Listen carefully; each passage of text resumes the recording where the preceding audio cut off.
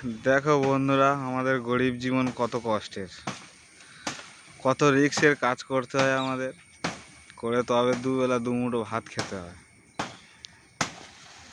এই হচ্ছে আমাদের গরিবের জীবন।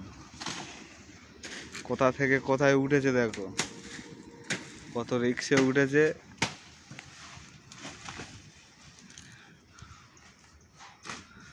এই বৃষ্টির সময় কাজ না করলে আমাদের খাওয়া হবে না,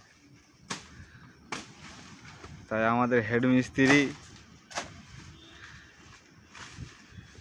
কাজ করছে দেখো।